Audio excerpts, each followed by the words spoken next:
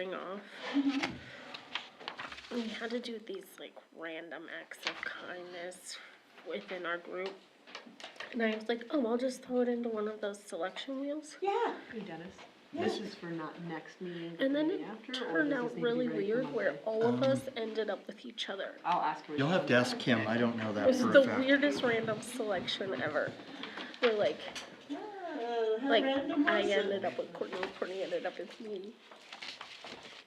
Yeah, it was really weird.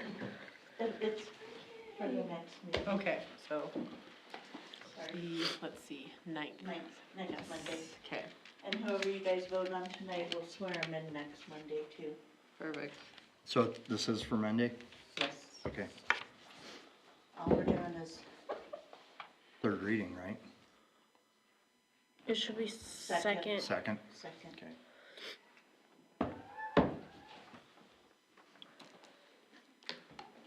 What's the picture? It's for that bird thing. So, you remember the Audubon Society, Dave? Yeah. They're proposing to put that up on one of those.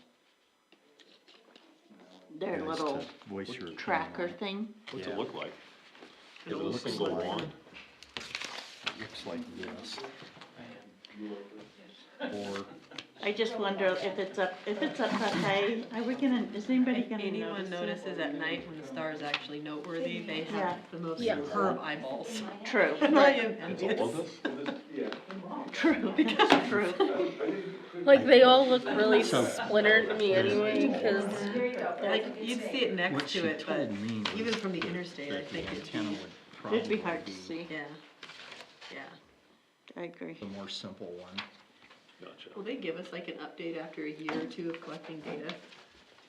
Oh, I hope so. Actually, we can, Really yes. interesting. Yes, but it's all online, so you can Oh. check it Maybe we ongoing. can, Lan, you can Yeah, compile I think it would be very interesting. a. I told him if we couldn't get a consensus to put it up on one of those poles that I let him put it on my property. I'm just sitting up here for a Up at few the top of minutes the till they hill. do the, oh, sure. Is But that, I don't know if they were thrilled with Then I'll that come idea sit though. there with you. right, are these the only poles we have up on top of the bluff? And that's the ones they like. There's already a bird in the picture. It approves. There is a bird. Yeah. It's baked. Looks like a robin, because they never left this year. They never left. They never did. Cause the weather's been nice. Crazy. Alex, I don't think is gonna make it. He isn't feeling great, so. Or, He said if you guys need him, you can call, we can call him.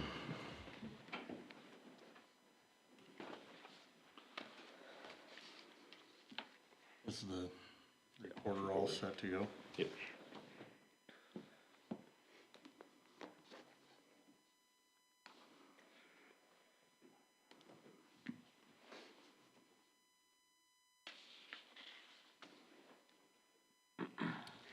I'd like to welcome everyone to the Monday, February 2nd Pine Bluffs Council Workshop. Please join me in the Pledge of Allegiance. I pledge allegiance to the flag of the United States of America and to the republic for which it stands, one nation, under God, indivisible, with liberty and justice for all.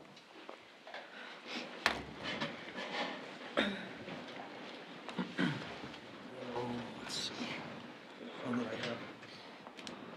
Do you have the agenda up anywhere? it's right. Thanks, Leanne.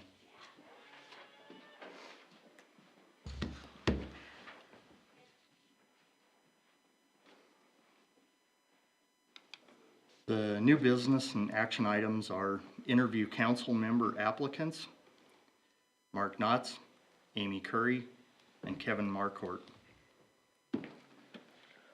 I move to approve the agenda. I'll second it. All those in favor? Aye. Opposed? Motion carries. Mark, if you wanna come take one of these chairs?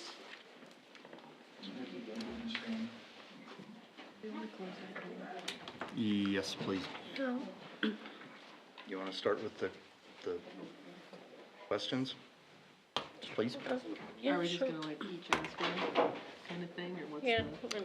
How about you guys ask them and I observe? You I have a think vote, you though. should ask. You too. think? Yes, I do. Let's just give me a list of them and then I'll have to share yours. Thank you. You don't have a copy? I do now. Oh, so we have extra. I think they gave you some, somewhere amongst your pile. Yeah, that was mostly, there we That's go. it. Thank you. I would say we go in order, we just keep going around, Robin, so we're done. Yep, sounds great. Works for me. So Ally started. Sure. Mark, thank you for joining us today. Thank you. And thank you for putting your name in. For all of you who put your names in, this is not a usual situation for any of us, so thank you. Thank you for being willing to serve your community. I'll start with asking you why you are interested in this position. I grew up in a small community, much like Pine Bluffs. We lived in the country, but I went to a one-room schoolhouse, and then when I went to high school, then I went to town to go through high school. There was a lot of community support. Neighbors looked out for neighbors. It was a great environment. 2 years ago, this April, we moved here after living in Cheyenne for 39 years. And we just love living here. Back to a small community like I grew up in. It just feels like home. And Pine Bluffs has a lot of really good things going for it. Your recreation department is, I think, just awesome. You have so many things to do. You have the museum. You have a great school system. And I just, there are pros and cons to living anywhere. You're going to like some things, you're not going to like some other things. I guess the question comes what you're going to do about it. And I would like to be part of the solution of keeping the positive things here. Thank you. Thank you. Can you describe your understanding of the town council's role in local governance, including how it interacts with residents, staff, and other governmental levels? I think the majority of what you do is legislative. You make and approve policy. You also have oversight of safety and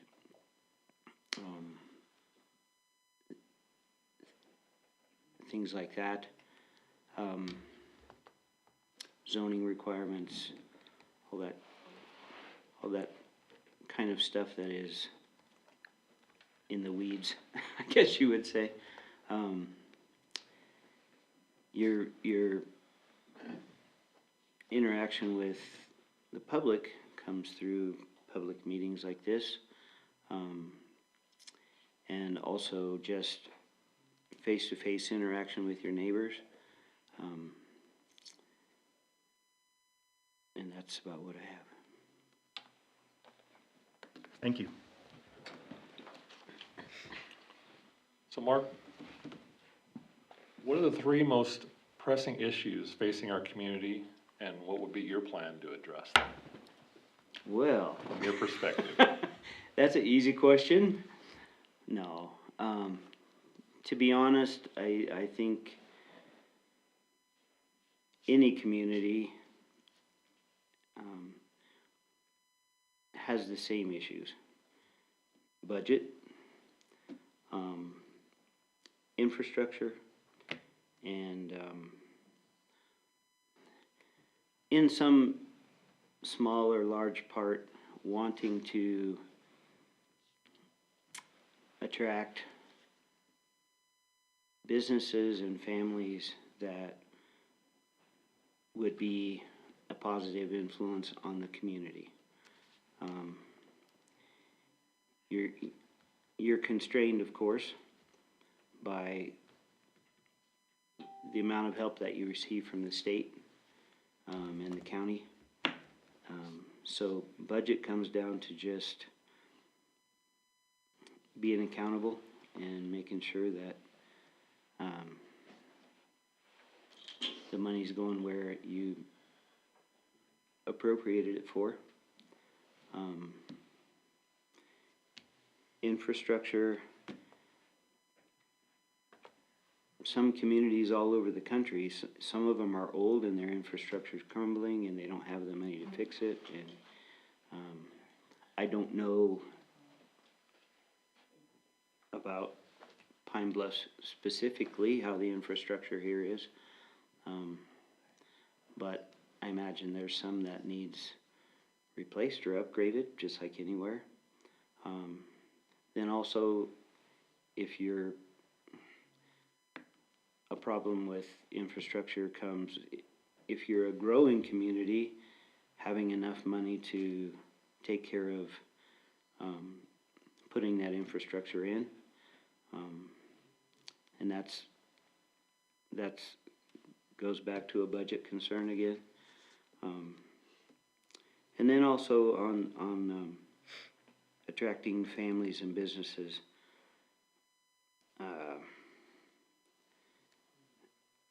Living in Cheyenne for the last 40 years, it was like recently there's a gambling establishment on every corner, or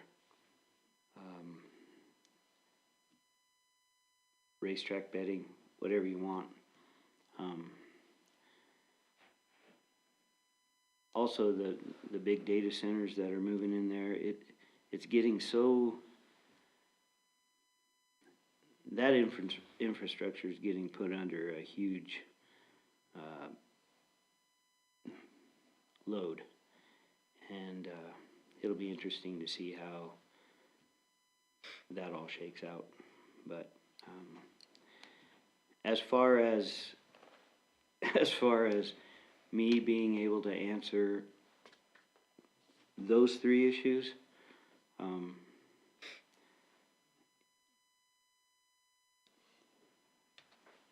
it all comes down to money. You follow the money and you take care of it and spend it wisely, and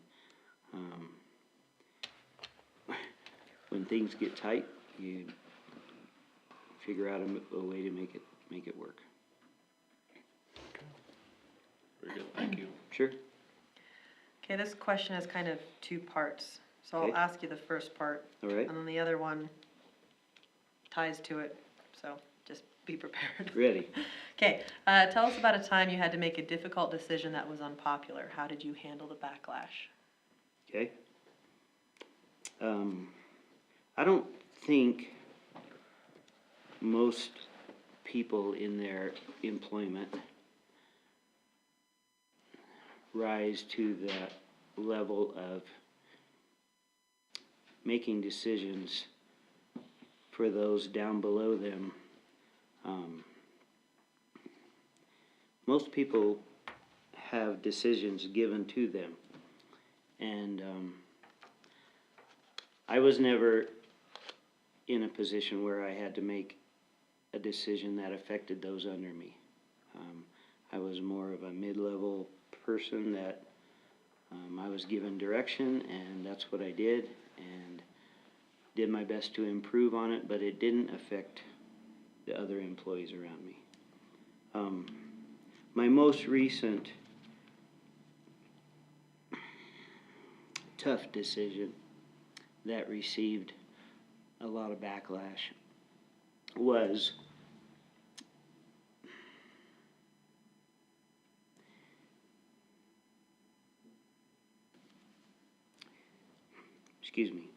when I had to make a decision to move my parents to an assisted living memory care facility.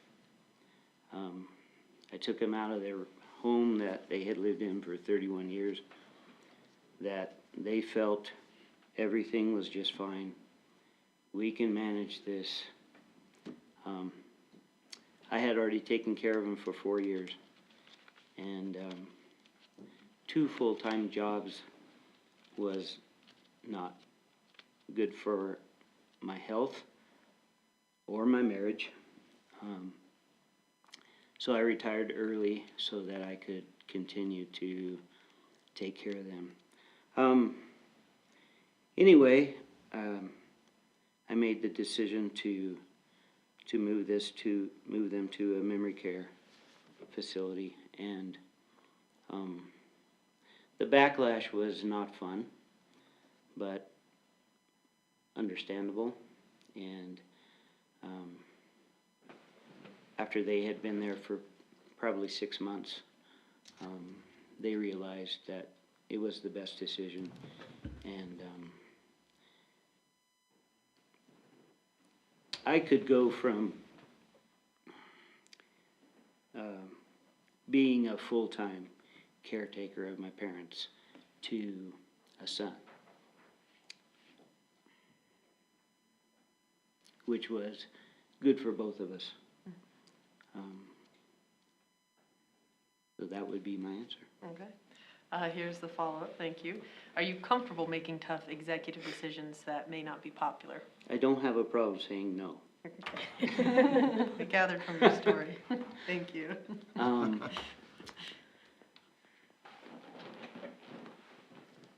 Sometimes I may take a little bit longer to do that, but I do not have a problem saying no, because it's either an immediate, that is not going to work, or after some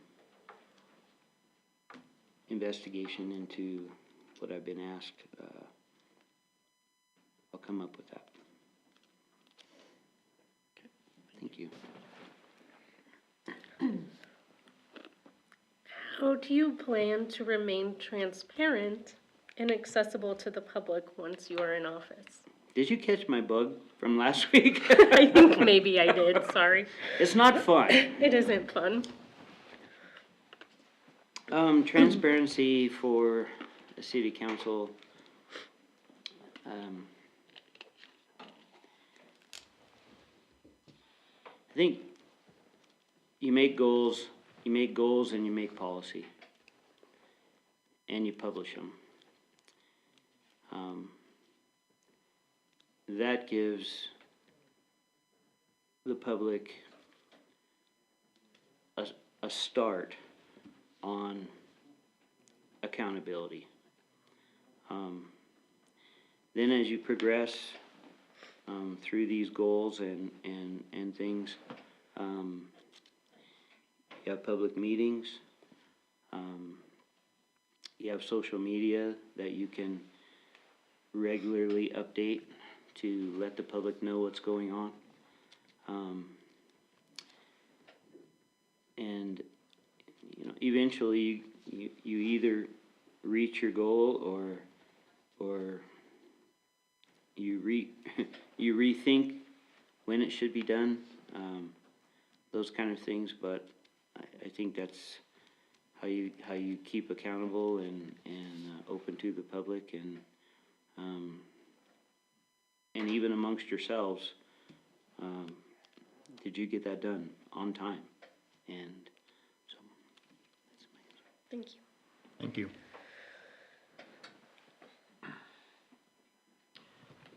What in your life guides your principles, or what is your North Star? What is your what guides you in your principles? My faith in the God of the Bible and the moral principles that are written in it.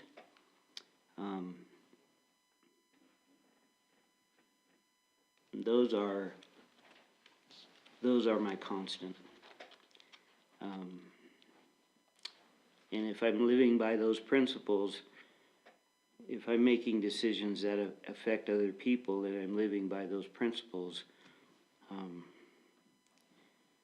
I can't really hurt those people because I'm treating them as I would want to be treated.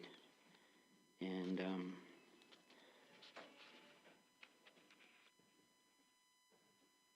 even just in my personal life, coming up with decisions or trying to make a decision, looking at those principles and my prayer life, I think I usually come out on top. Thanks. Thank you. So Mark, what will be the deciding factor regarding decisions you make on behalf of the town of Pine Bluffs, or deciding factors?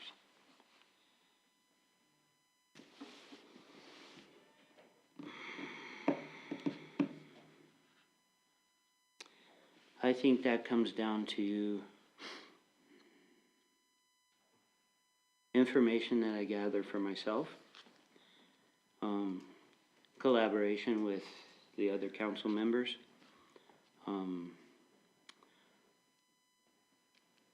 interaction with the public. I'm not a big social media person.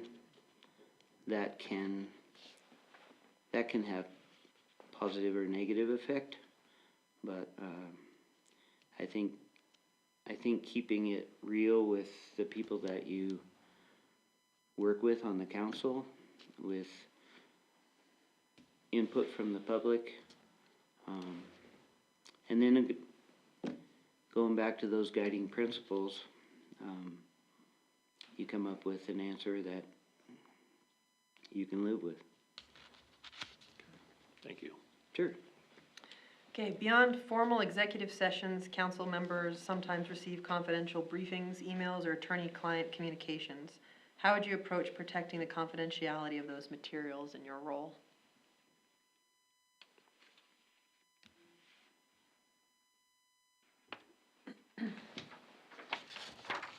In the question you mentioned confidentiality, so that would automatically come up with, I'm not allowed to talk about it.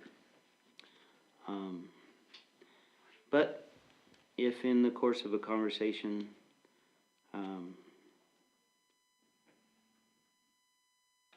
you were trusted with what may or may not be confidential information, you can always, I think it's always appropriate to say, would you care if I shared this with someone, or is this a private, or, you know, I think you can always approach things that way, and if in doubt, say, I'm sorry, I can't talk to that particular subject you're asking me about. And that's all you have to say. You don't have to give a reason. You just, sorry. Okay, thank you. Sure. Is there currently anything that you or someone you are close to is involved in that could possibly create a conflict of interest? No, not to my knowledge. Thank you. On a scale of 1 to 10, how skilled do you feel you are at conflict resolution, and why? I think I'm like an 8.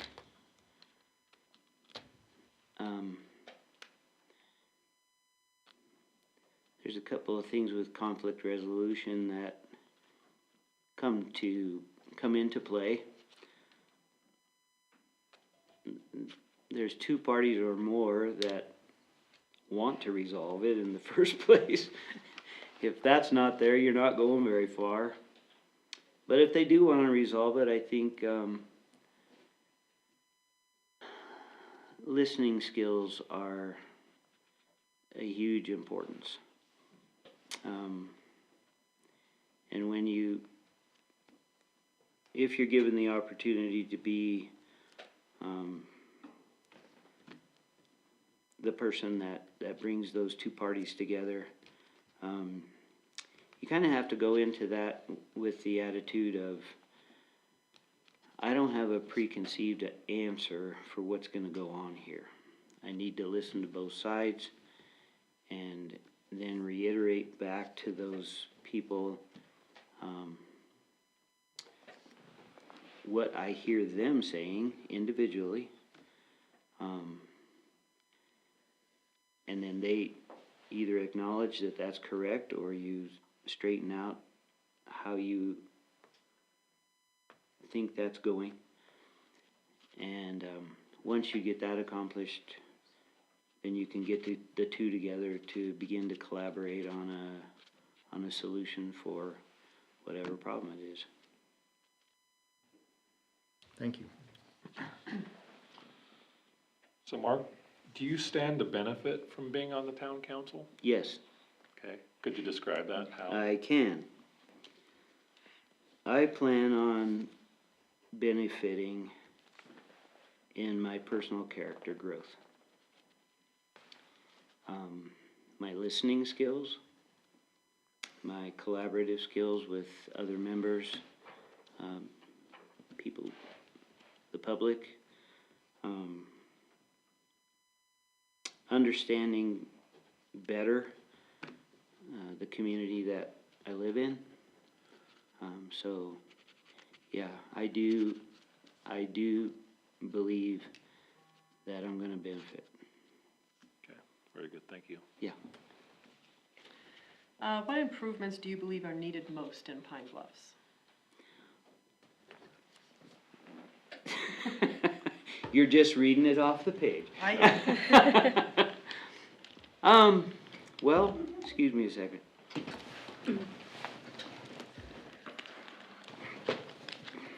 I think Pine Bluffs is a great little place. It's not perfect.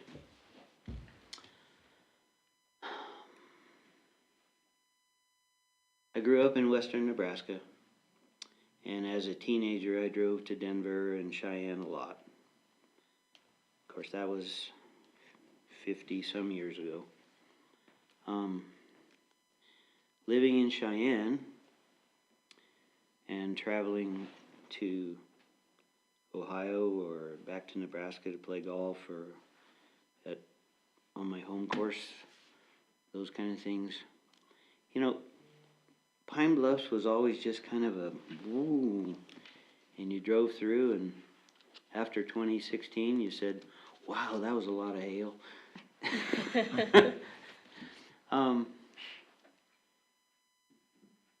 I was never intrigued about what Pine Bluffs was about. It was another small town like Bridgeport, where I went to school, or any small town up along the North Platte Valley, Minnetonka, Baird, Morrill, Oshkosh. Just a small town. People live there. They live their lives. I never was intrigued to pull into Pine Bluffs and see what was here.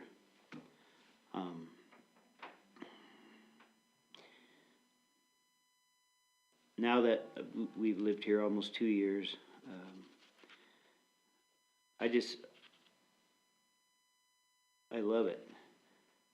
I love that in 35 minutes I have multiple options of hardware stores or restaurants or shopping or grocery stores, whatever, doctors, whatever. But I don't have to live in that anymore. That's a plus that you have.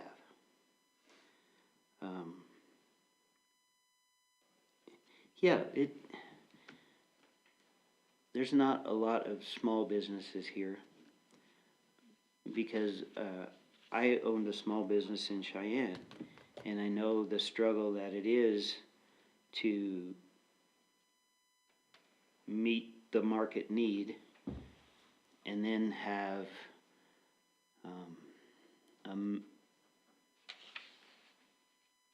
a company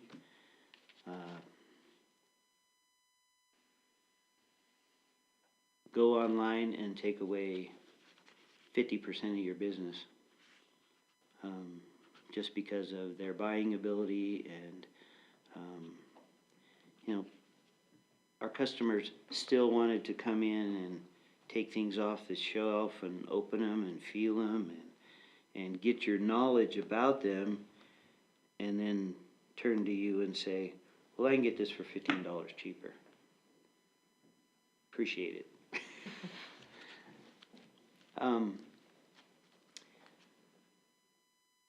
There are things about Pine Bluffs in this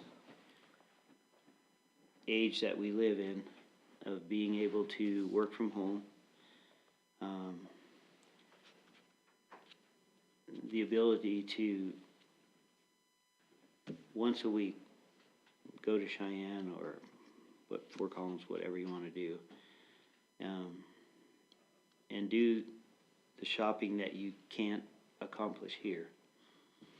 The little grocery store that we have, the bowling alley, the restaurants that we have, the community center that you have, and the things that you pull together as a small community for activities to do here in this town they're just awesome. And I'm very grateful for that. So, coming back to your question, I think there could be some new focus on marketing of Pine Bluffs and the things that you want to highlight. And it depends too on how much you want it to grow, or that kind of stuff too, because there are plenty of people that are happy with the status quo. Then there's if you're not growing, you're dying. All of those different things that need taken into account. The community benefits here are amazing.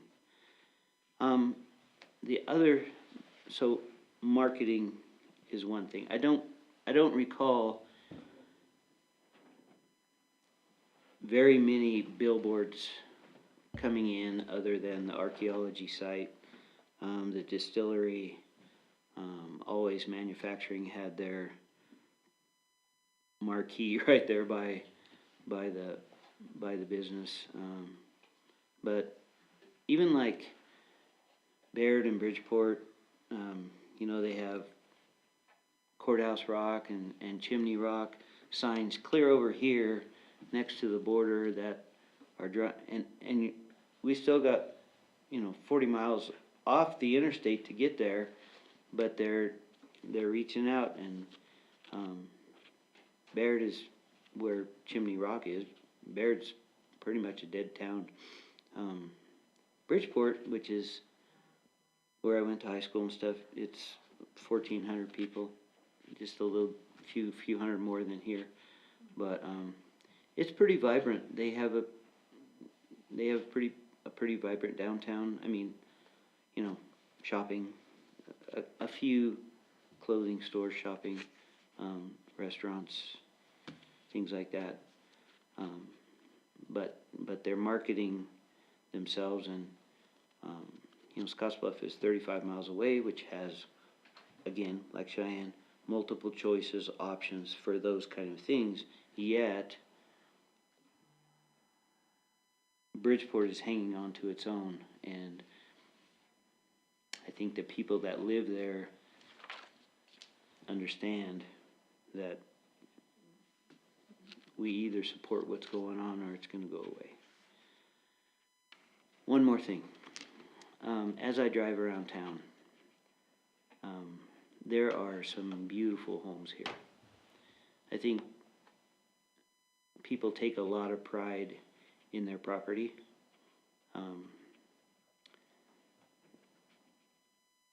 And then there are properties, residential and business, that really need some help. And either those need help because they can no longer handle the physical effort to keep them up, or they just don't care anymore. And I don't know how you handle blight in a town.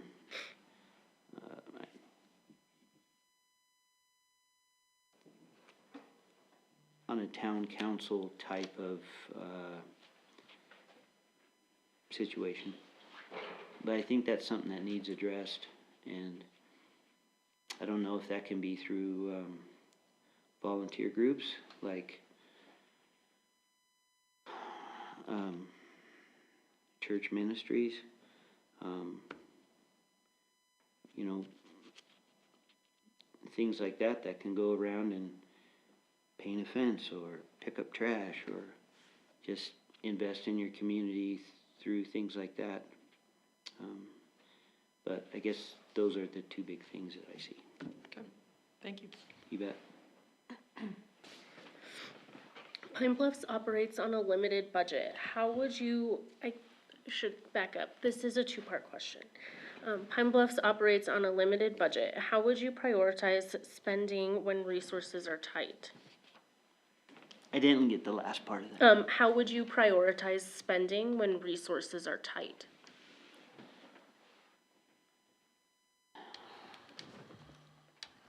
There are things that you have to spend for. Personnel, insurance, safety, infrastructure. There are things that in a business you would just call overhead. Those are kind of non-negotiable. You gotta meet that payroll. You gotta pay that insurance.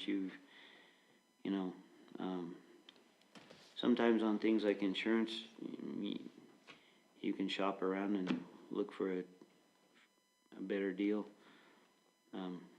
Personnel is pretty hard to shop around and get a. I'll hire you for this for less than you make now. Yeah. So there are those kind of things that are pretty set in stone. Then there are needs and wants. Wants kind of gets pushed clear off the table or later on.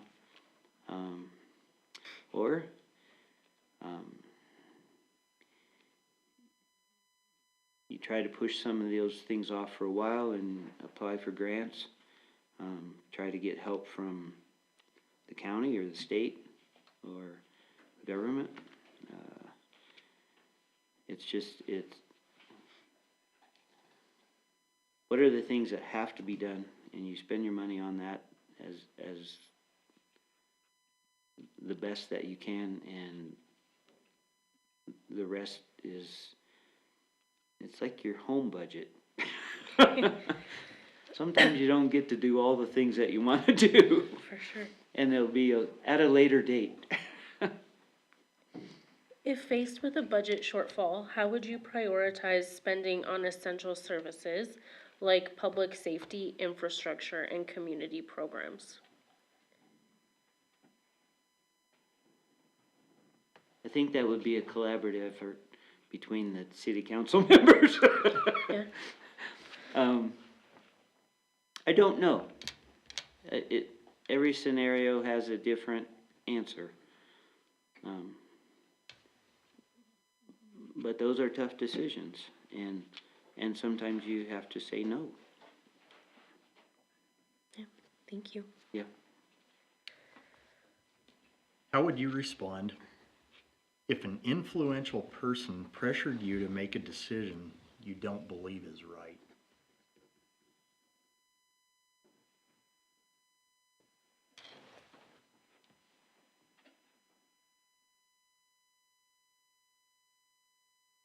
know what I would say. I'm trying to think of how I'm going to answer the question. I would have to go back to my guiding principles. And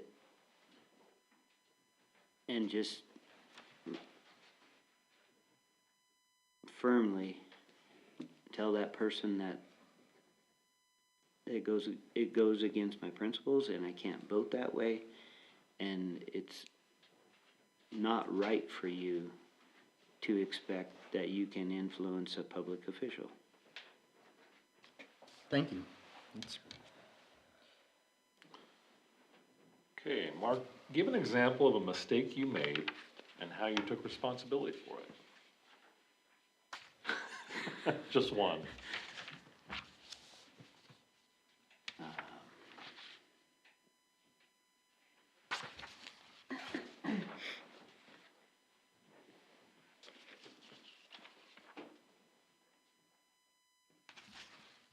Wow.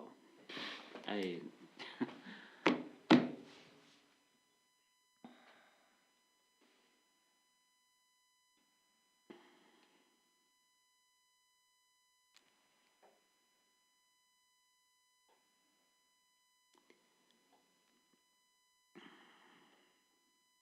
disciplined my child once, and I was wrong. I didn't have the whole story, and I jumped in ahead before I had let him share his side of the story. I didn't listen.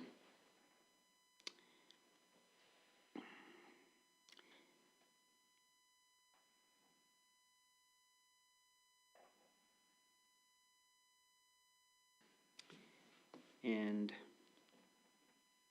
it was a harsh punishment. And I had to go ask him to forgive me and apologize.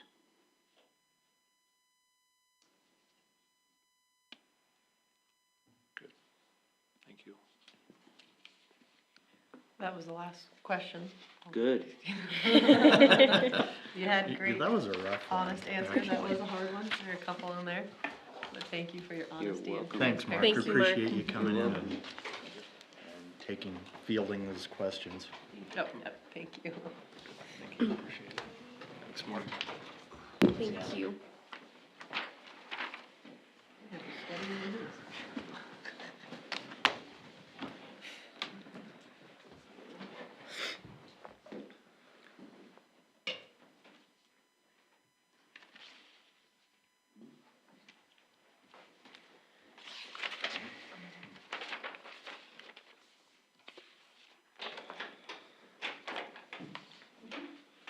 You can sit at either of those chairs up there.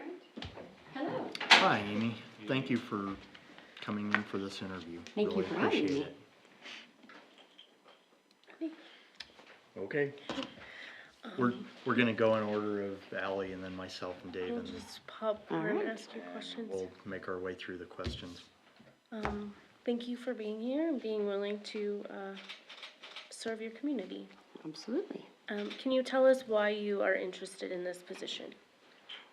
I guess a lot of different reasons. I've lived in Pine Bluffs almost my whole life. I'm fourth generation in this town, so very committed to this town. I want to see the community continue to grow for my own children to be here, as well as the business that we've built here, now the employees that depend upon us. So I think serving on the council and helping the community and continuing to grow and face the challenges that I think are coming this way seems like something that I should do instead of just sitting back and talking with others about how we could do it. Like, put my money where my mouth is, I guess.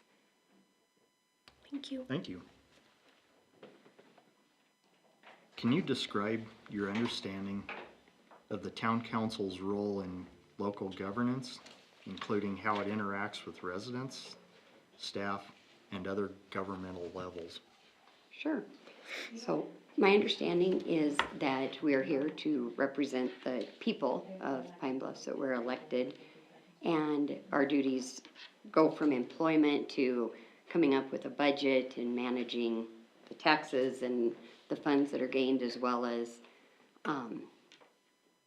continuing to help the town grow, the infrastructure, all of the things that come together, and putting the community first to make all of those things happen. Thank you. Okay, Amy. What are the 3 most pressing issues facing our community, and what is your plan to address them? I told Pat you guys were gonna ask this one. There's 2 that are super important in my brain, and I think one of them is something that our whole state is facing, and that's like our kids don't stay.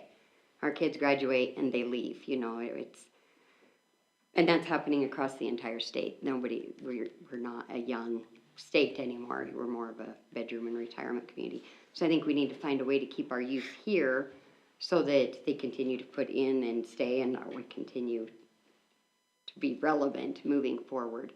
And then along with that, the growth and being able to support the growth to keep them here. We've got to have the businesses, and it's not the way that it used to be, where you open a little shop and you can hire kids. People order from Amazon, and we don't need the storefronts and the stuff that we used to need. And so it's a very different world that we're all looking at and moving into, and we have to figure out a way to keep revenue and children coming back in and maintaining and being in this area. So those are the 2 that are important to me. I think the 3rd thing that's going to be really important is I think we're getting ready to face a lot of financial challenges and uncertainty in this area, and not just this area, across the board, but I think it's going to really affect us smaller areas that are dependent on the larger populations and how they vote for the taxes and for like 6 penny and for how stuff is split and divided. And I think that's going to become very challenging in areas like this. So I think we're facing some probably budget shortfalls and some creative budgeting coming this way. Thank you. Absolutely. Okay, 2-part question. Tell us about a time you had to make a decision that was unpopular. How did you handle the backlash? When I read this question, the first one that came to mind is when I was the assistant director of the paramedic program at LCCC. We had a class of about 18 kids. They were all very close. They had all gone through fire science together and integrity is a huge part of the program, and we made it. You're dealing with people on their worst day. Like, it's very important to have some integrity. We caught 3 of the more popular kids cheating. They had a major final project that was due. The one didn't even bother to change the name on the cover page of the one that he was using. We spoke with the dean. The handbook, everything outlined that basically they were going to be thrown out of the program. So we followed through with that, and it brought some horrible backlash, not only from their classmates who wanted them to be forgiven, some of them who did not want them to be forgiven because they'd been, the fire AMR world in Cheyenne was very small and tight-knit at that time, and they had uncles and aunts and relatives that were working who had no problem calling us and telling us how horrible we were, that they had put in 10 months of their time. I lost my best friend over it. It was a very difficult decision to make, and it affected us personally and professionally. I had to work with those same people and their relatives the next few, but ultimately we kept the integrity of the program together. Those same 3 people came back. They completed the program the next year, and they're all wildly successful to this day, and I wouldn't hesitate to trust any of them with something they learned a hard lesson that we paid a hard price for. Okay. Second question, part of this, are you comfortable making those tough executive decisions that may not be popular? Absolutely. Do you want me to expand on that, or is that yes? If you no? want to. I think with healthcare and running a business and 5 kids, I make lots of uncomfortable decisions that are not liked, and I think part of being a parent especially is standing behind those decisions even when the ones you love the most are so angry at you. Thank you. How do you, excuse me, how do you plan to remain transparent and accessible to the public once you are in office? I don't see that changing much from my everyday life now. Being medical in the small town, like, for years and years, my phone was ringing, hey, I have a sore throat, or what does this rash look like? Like, anybody who's worked EMS here knows they've gotten the picture of the cut on their finger, and what do you think I should do about this?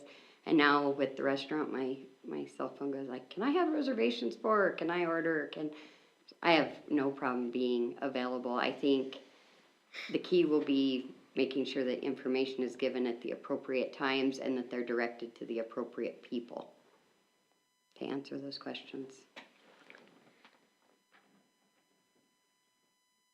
What in your life guides your principles, or what is your North Star? My faith, who I am as a person, my family, how I see that, my God. I've rotated through several different churches here. I grew up here, so I've been through finding my home, not only, you know, in the church, but with my family, with my friends, with my group that I know I can rely on and that will call me out if I need to be. But ultimately, it's my faith. Thank you. So Amy, what will be the deciding factor regarding decisions that you make on behalf of the town of Pine Bluffs? I think ultimately you have to weigh how it's going to affect the people that we're representing. We have to put aside our own wants, because sometimes what I want might not be exactly what is going to be best for the large population of the town. And so we need to look at what is in the best interest of the majority of the town and how it will affect them. Thank you. Absolutely. Okay.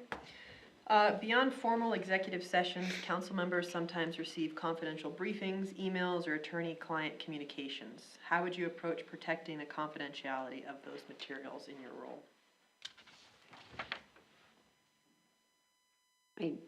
I don't think that that will be an issue. Again, going back to my entire working healthcare, I've known for years and years confidential information about people and student. I knew my best friend's mom had cancer before my best friend did. I've been in a situation where I have to hold that confidence and that privacy, and I sit on numerous boards where we have executive sessions, and I respect the integrity of information that should not be released and would not have an issue keeping that stuff. Thank you. Is there currently anything that you or someone you are closely involved with, or close to is involved in, that could possibly create conflict of interest? I'm sure there's a town this size, like, I don't know how anybody could honestly say, like, no, like, there's nothing. Pat is the director of EMS, so I guess if there became a personnel issue, I would need to look at recusing myself from voting or discussing it. I can't see there being an issue with that, but obviously I'm married to him, so he would have my alliance with something like that.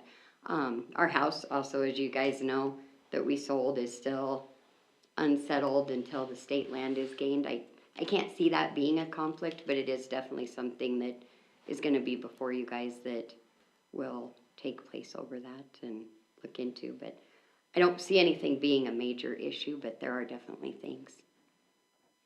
Thank you.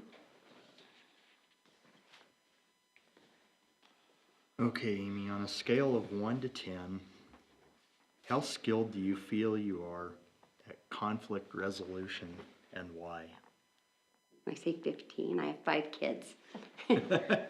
Conflict resolution is literally what I do, negotiating, and so. But seriously, I have done. I was part of the team that started the surgical unit over in Kimball, and that was nothing but conflict of who was going to move and how are we going to do it, and hurt feelings over who got chosen to be back there and who couldn't be, and there was a lot of conflict with that. 5 kids, like, they argue all the time about who gets what or how we're going to do it. And as they find spouses, that 5 has grown to closer to 9 now, I think, that are at my house regularly. I have 34 employees that all obviously do not get along on a regular basis, so I feel like I'm very skilled at listening to all sides and weighing it in and trying to find the middle ground that works to keep things going and keep things moving forward. Thank you. Okay, Amy, do you stand to benefit from being on the town council? I think ultimately that everybody would want to say, no, we don't benefit, but I think we all benefit if we have a strong council, and that makes a strong town and keeps our town moving forward. So I hope that being on the council means that we're all going to benefit with the town continuing to grow and move in the direction we want it to. Personally, no. Thank you. Okay, what improvements do you believe are needed most in Pine Bluffs? Touching back to where I've already said, I think we're gonna have to continue to grow. We've already seen it, the trailer park has modules out there. We've got the North Main going. I would like to see us shore up everything that's currently going and get everything there before anything new is taken on. I saw firsthand, we've got some property line issues that are, my house experienced it, but through this, like, I've learned that, like, the majority of the town actually has lots of things that we've got some issues with that maybe is an easy fix, maybe isn't something we have to look at until it's on an individual basis, or curbs and gutters that have grown properly. Yet I think there's definitely some stuff that's probably been not looked at or forgotten or put to the side while we've dealt with some of the bigger stuff or the fun stuff. So I would like to see us maybe shore up all the stuff that's currently ongoing.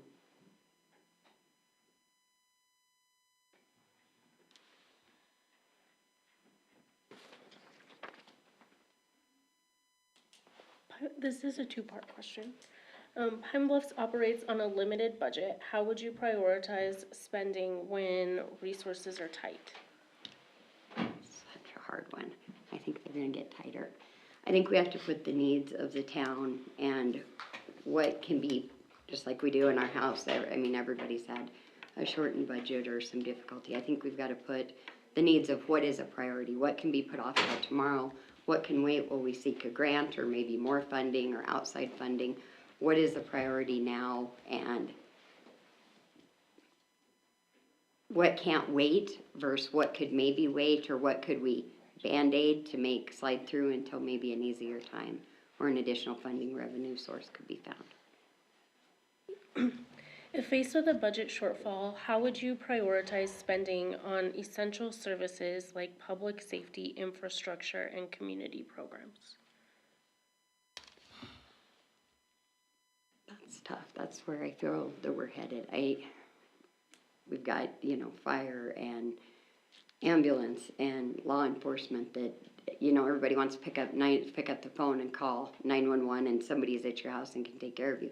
Those are also some of the most expensive ones to operate and to keep going with equipment and staffing and stuff. The community everybody wants their kids to be able to play rec ball and to be able to do this and to do. Do you want somebody to show up at your house, or do you want your kid playing basketball? I mean, sadly, those could be some of the things that we're facing, and they're not going to be fun, and they won't make anybody popular. But we really might have to weigh, like, what is life and death and what is not needed. Thank you. How would you respond if an influential person pressured you to make a decision you don't believe is right? I would hope that I wouldn't be in that situation. However, if I am, I'm going to do what's right for me and for those who elected me, because ultimately that's what I'm here for. We live in a small town where every decision that's made can benefit this person or hurt this person if we're talking about funding or advancing something. So I think that's where your North Star, your faith, like, you have to have your own integrity to know that you're going to do the right thing. Be able to do, regardless of who's putting the pressure on or what's threatened. Thank you. Okay, Amy, only 10 more to go. So this is the last question. Okay. Give an example of a mistake that you made and how you took responsibility for it.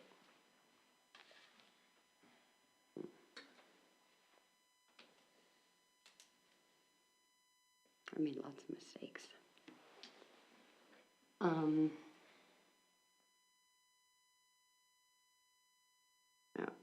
Back at the restaurant, that's one that is every day, you know, like people that won't get the right order out, they don't get the right food out, and it's one of the things that I preach to our servers, that I don't care if the kitchen didn't read your ticket or you didn't put it in, like it's important that you own it. You don't blame the kitchen, oh, they're having a bad day, or you own that, hey, like I'm your server, I'm responsible, or I'm the manager, I'm the one coming to your table.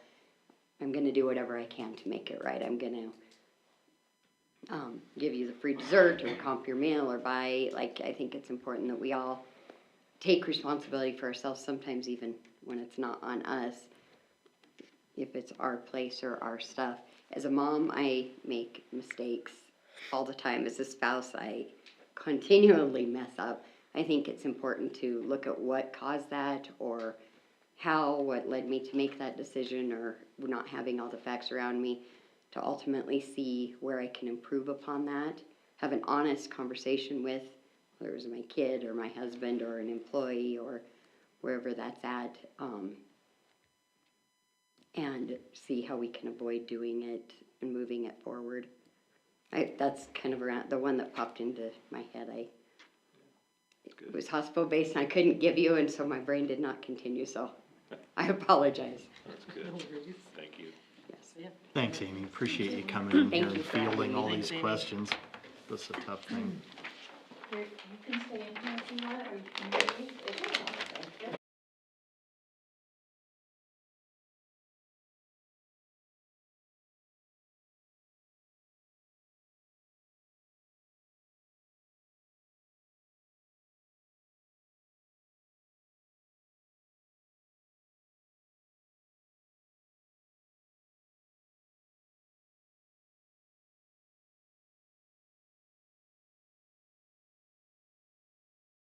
Oh, you bet. Thank you Fielding for questions. giving me the Appreciate it.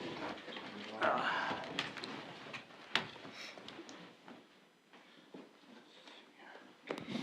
Okay. Everyone else picked the other chair. Thank you for being here, and thank you for being willing to serve your community. Our first question is, why are you interested in this position?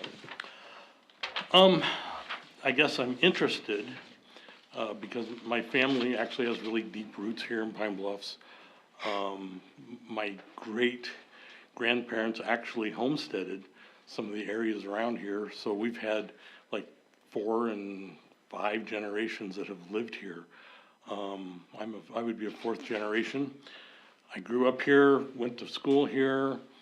Pine Bluffs, really gave me a lot of life lessons as I was growing. And I guess I just feel like I would like to give back to the town. I do a little bit now, as far as acting as the airport manager. And that does give me a lot of satisfaction. I guess I would just like to delve in a little deeper and have the town retain its hometown values, still keep the small town feeling to it, yet help it prosper and grow. Thanks. Can you describe your understanding of the town council's role in local governance, including how it interacts with the residents, staff, and other governmental levels? Sure, and I am gonna use some notes on some of this stuff. As I get older, it's harder for me to talk off the cuff sometimes, so I need to go back and look at things. But the town council, it's actually a legislative body. It will adopt ordinances, pass budgets, will manage the land that is in the city, oversee it, make policies, and allocate the resources for all the different entities in the town, the police, the cities, or the streets, all the garbage, all those different things. And it legislates how to do that. It also makes sure that we're following all the federal and state regulations that go with it. I do know the council has changed in the years. It used to be that the mayor was more of the, took a bigger part in it. Pine Bluffs changed that quite a few years ago and hired a town manager. And so the town manager oversees what the council prescribes to go to the town manager. So you do not really have any direct contact with the employees other than the town manager would be the one who would take care of all of those types of things.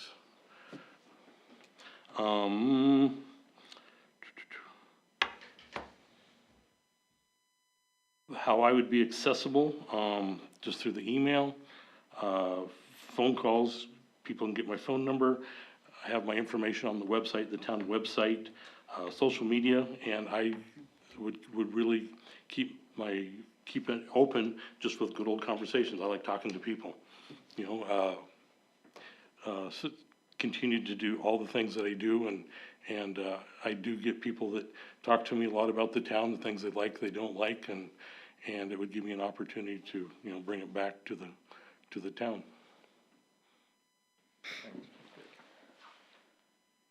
So Kevin, what are the 3 most pressing issues facing our community, and what is your plan to address them?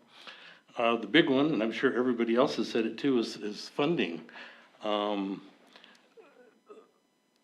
It's kind of hard to know what's gonna happen with the legislature, how they're talking about things with taxes, property taxes, sales tax, all these things. And I think what we have to do, one, is think outside the box. I have to do that in my when I'm working with the airport and those types of things. I try to think outside the box, how we can make things work, how we can fund things. And I believe that to help with that is we need to, you know, keep lobbying the legislature, hold them accountable for what they're doing. Try to come up with different ways of funding. The property tax is a huge thing right now. And we, you know, need to educate people, learn how it works. A lot of people don't understand how all that stuff works. And that's really it, as far as that. Thank you.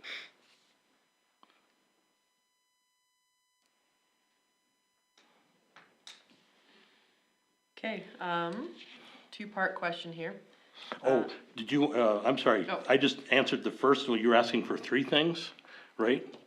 Yeah, whatever you can come up with. Okay, I was just talking about the funding was the first thing, I'm And your sorry. defense Yeah. funding, like, everything, so. The second thing would be the infrastructure, you know, the town infrastructure is just important.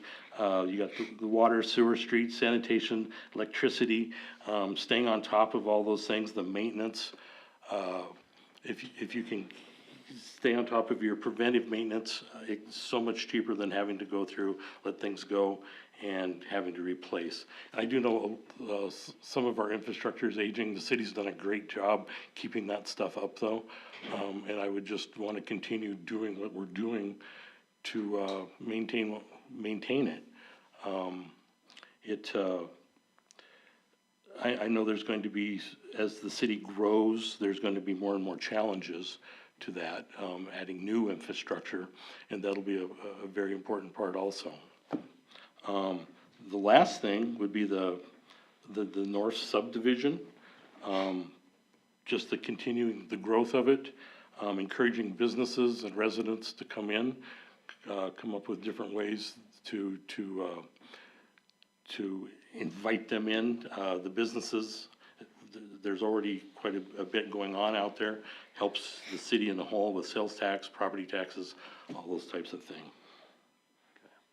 Very good. Okay, again, two-part.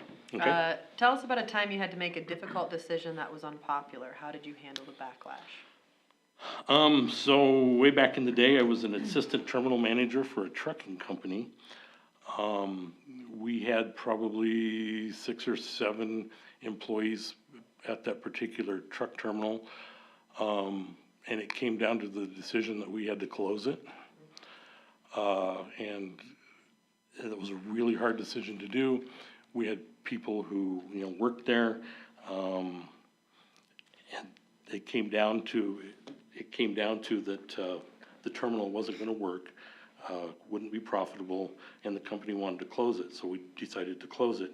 The backlash was there, you have a lot of very unhappy truckers that don't want it. So what we did is we treated them with empathy, an understanding of what it is, but then shared the facts with them as why we had to do it.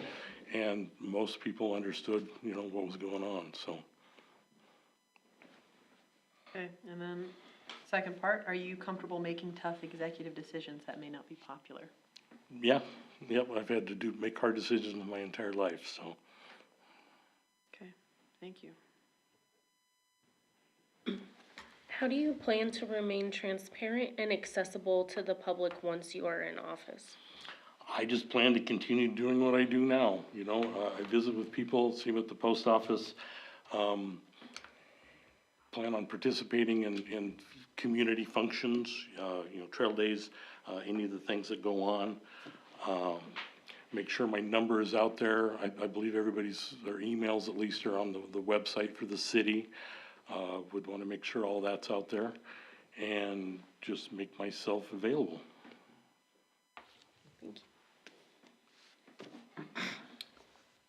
What in your life guides your principles, or what is your North Star? That's an easy one, that's God. I try to look at all the decisions I make,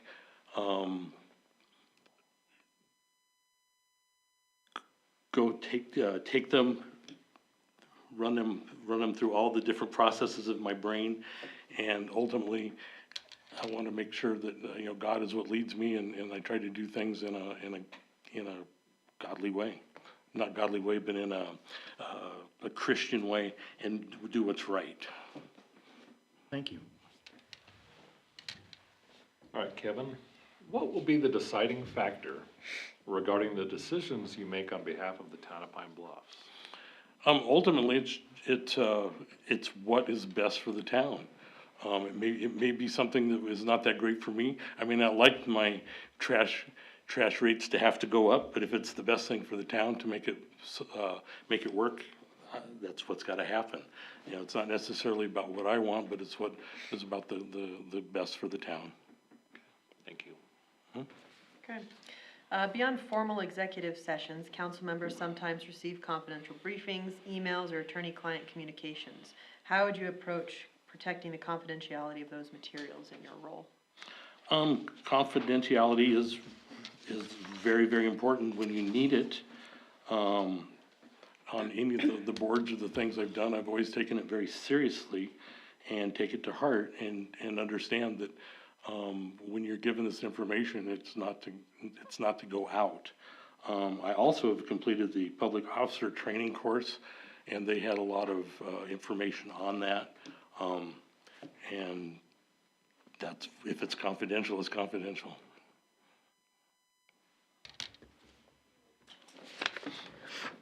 Is there currently anything that you or someone you are close to involved in that could possibly create a conflict of interest? Being from a small town, I think it's hard to avoid conflicts of interest sometimes, if you're in business or doing anything. The only thing, I don't believe it's a conflict, but if you guys decided to select me, it would be something I'd have to look at, would be the airport manager. We would have to discuss that, and if the council felt that was a conflict, I would give that up and try to, find somebody that could do it. I would definitely have those discussions with you, but right now, I don't feel like I have any other things that are a conflict. So Kevin, on a scale of 1 to 10, How skilled do you feel you are at conflict resolution and why? I guess I would give myself about an 8.5. I'm the type of a person, and my wife hates it, but I just throw out ideas. I try to come up with a way to make something work, rather than not to make it work. A lot of times people just always like to throw up roadblocks, and I try to work around those roadblocks and come up with a different solution. Sometimes they're good ideas, sometimes they're not such good ideas, but in the continuing talk of everything, you know, we kind of just weed all that stuff out. But that's something I've done my entire life, as being a sales manager, working with people, always having to do all kinds of conflict resolutions on those types of things, and just try to you just work it out. Thanks. Kevin, do you stand to benefit from being on the town council? So benefit's kind of a loaded question. Yes, it is. There's two ways you could take it. If I'm gonna benefit, if I get on the council, am I gonna benefit from that some way? No, I don't think so. But yes, I will benefit from it because I wanna keep our town, keep the small town values, keep a good growth going in and, you know, work with the community. So yeah, I would benefit from it. Okay, thank you. Okay. What improvements do you believe are needed most in Pine Bluffs? You know, really, the only thing that I could think of that would be nice to work on would be the downtown. You know, and you hear from people all over that the downtowns are dying everywhere. Yeah, some places they are, some they're not.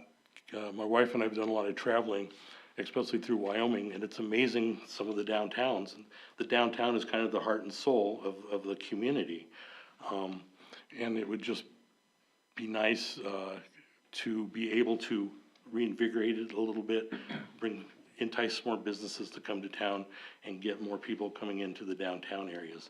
You know, there's some areas, apartments and things that need to, it's hard to see towns when they turn them into apartments in a downtown, when we, you know, maybe could turn it back into a viable downtown. And I realize that's hard because you have Parsons over there, it's where everybody stops. But times are kind of changing and people seem to be getting a little more back to old time values, so. Okay, Kevin, I have a two-part question. Pine Bluffs operates on a limited budget. How would you prioritize spending when resources are tight? First and foremost is you've got safety. You know, you have your police. That's probably the number one thing. And from there, you just kind of work your way out. Safety, then you have your infrastructure, your water, your sewer, electricity. Those things are very essential. In a hard world, if you don't have the money, sometimes you got to shut down the things that aren't necessary. The swimming pool, those types of things. Okay, Your infrastructure and safety are foremost. thank you. If faced with a budget shortfall, how would you prioritize spending on essential services like public safety, infrastructure, and community programs? Would you read that to me again? Yeah, I think you already answered it, but we'll ask it again. Okay. If faced with a budget shortfall, how would you prioritize spending on essential services like public safety, infrastructure, and community programs? Yeah, exactly in that order. That's how I would do it, yep. Thank you. How would you respond if an influential person pressured you to make a decision you don't believe is right? I wouldn't make it because that's not the right thing to do. Thanks. Hey, Kevin, last question. Yeah. Give an example of a mistake that you made and how you took responsibility for it. The mistake that I made. I don't make mistakes now. I suspected so. If you did. If you make a mistake, you just admit that you did it. I right offhand, I know I make a ton of mistakes, but everybody does. But that is one thing I try to do. If I mess up something, something my dad always instilled in me. If you make a mistake, you own up to it, because in the long run, it's gonna hit you a lot harder than if you just admit that you made the mistake. Then you can at least work through it, so. Good, thank you. Well, Kevin, thanks for coming in and fielding those Very good. questions. You guys iced me. I was out there so long. Yeah. Well, I appreciate your time. You bet.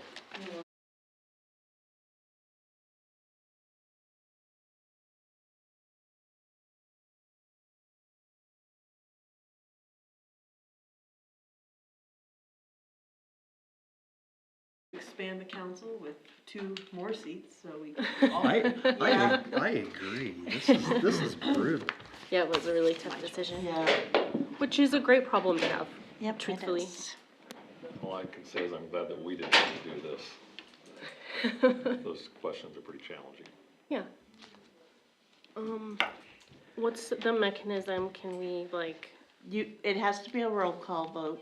okay, So if you wanna just start, say who you would vote for, and then I don't think, we shouldn't end up with a tie. Because Why, there's four, why, well, why not? oh, I guess we could. we could. What do we do in the event it's a tie?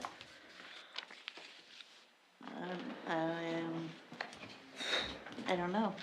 I guess you would discuss and one of you would have to change your vote Kim might have a thought on this. in the event of a tie. Well, at this time, you can all break away from the public eye to deliberate. And then when you come back, you should all be coming back with your roll call vote. And during that deliberation process, you should probably work that tie piece out. I Make would sure like- you don't have a tie. I would like to do that. Okay. Yep. I thought Alex wanted this to be. Well, it is public. I mean, your vote is public. Yeah. Your but- vote is public. okay. The deliberation does not necessarily need to be public, I don't believe, but we can reach out to Alex real quick if you want us to.